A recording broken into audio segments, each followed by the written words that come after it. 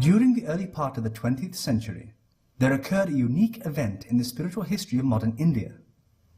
In the remote village of Sridham Mayapur, on the banks of the sacred Ganga in West Bengal, there resided a distinguished personality who would, in due course, do more to help raise the consciousness of human civilization than that of any other person of his time. On March the 7th, 1918, Srila Bhaktisiddhanta Saraswati Thakur Prabhupada, adorning the saffron robes of a mendicant, accepted the renounced order of life, Tridandi Sannyas.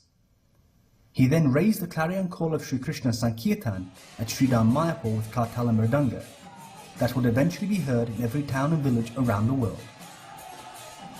In so doing, Saraswati Thakur brought attention to the deep spiritual teachings of Krishna consciousness. He issued a universal challenge of totalitarian war against all philosophical and theistic misconceptions that cover the true identity of the soul. In the teachings of Saraswati Thakur, the only thing lacking in this material world is Krishna consciousness. The only real welfare work to be done is the distribution of Krishna consciousness, the prime benediction for humanity at large. The achievements of power, wealth, and fame are all temporary and lead to the perpetual suffering of the soul in the cycle of repeated birth and death. The Sankirtan movement, started by Saraswati Thakur from Sridham Mayapur, was the revival of the original Krishna Sankirtan movement of Sri Chaitanya Mahaprabhu in the 15th century. Through his preaching, Saraswati Thakur attracted to his mission many sincere members of the intelligentsia and social elite of Bengal. Together with his disciples, Saraswati Thakur led a second renaissance of the Krishna consciousness movement, establishing temples, defeating opposing philosophies, recruiting thousands of converts to the doctrine of divine love, and publishing ancient and modern spiritual texts in periodicals, books, and newspapers, and distributing them throughout India and abroad. From the time of his accepting Tridandi Sannyas in 1918 until his departure from this world in 1937, his mission, known as the Gaudiya Math, flourished under his guidance. Bhaktisiddhanta Saraswati Thakur Prabhupada was born in Orissa at Jagannath Puri on February 6, 1874, as the seventh child of Bhaktivinoda Thakur and Srimati Bhagavati Devi. Bhaktivinoda Thakur was a government official and was in charge of the Jagannath temple in Puri. In his spiritual life, Bhaktivinoda was a great pioneer of the Krishna consciousness movement. At a time when the teachings of Sri Chaitanya Mahaprabhu had all but been lost or distorted by unscrupulous persons, such as the Saki beggars, Bhaktivinoda began publishing numerous papers, journals and books, establishing the pure teachings of Sri Chaitanya. By his personal character, he restored dignity to the Gaudiya Vaishnava community.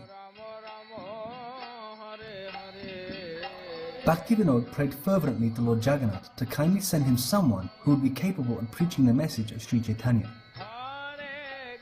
Upon the birth of his seventh child, Bhaktivinoda realized after observing a series of divine events that his newborn son was indeed the answer to his prayers.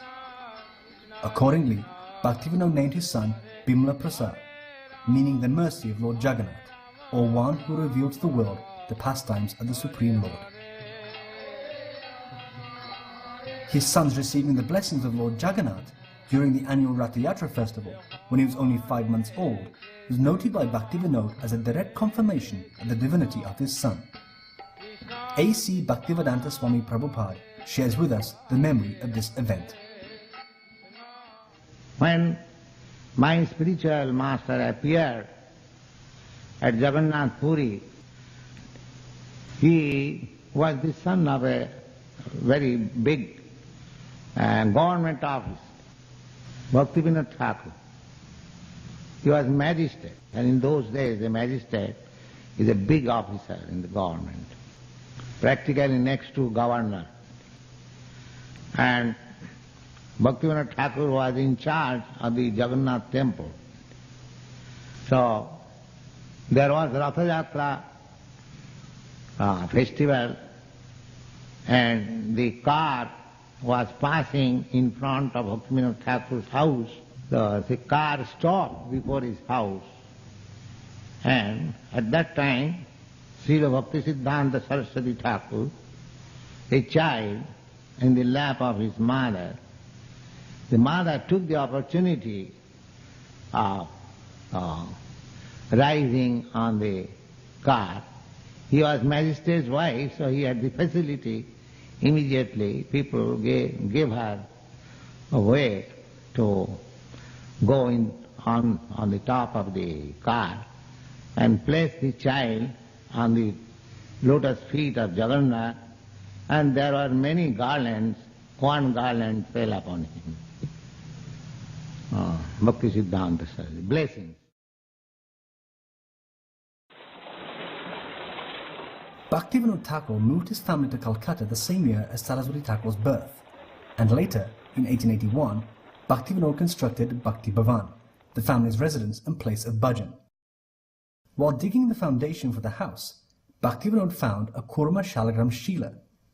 He then placed 7-year-old Saraswati Thakur in charge of the daily worship of the Shalagram, which still remains at Bhakti Bhavan. Saraswati Thakur was indeed an exceptional personality who always showed keen interest in spiritual life. By the age of 7, he was assisting his father in proofreading the Sajjanatoshini, a monthly spiritual journal. That same year, he received Harinam initiation with Tulsi beads and Narasingha mantra from Bhaktivinoda. As a primary student at the Sri Rampur Christian Missionary School, Saraswati Thakur quickly mastered his general studies. Later, in 1885, while under the tutelage of Pandit Mahesh Chandra Chudamani and Pandit Sundarlal, he excelled in Sanskrit, mathematics and Vedic astrology. He was thus awarded the honorific title of Siddhanta Saraswati, meaning one whose knowledge and scholarship are blessed by the goddess of learning. That title was to remain with him for life. In 1887, Bhaktivinoda Thakur was posted in government service at Krishnanagar. During that time, he began visiting Navadvip town. On one such visit to Navadvip, Bhaktivinoda was staying at the Rani Dharamshala when he had a vision of Yogapit, the birth site of Sri Chaitanya. One Saturday evening, Bhaktivinoda was sitting on the roof of the Dharamshala in Navadvip.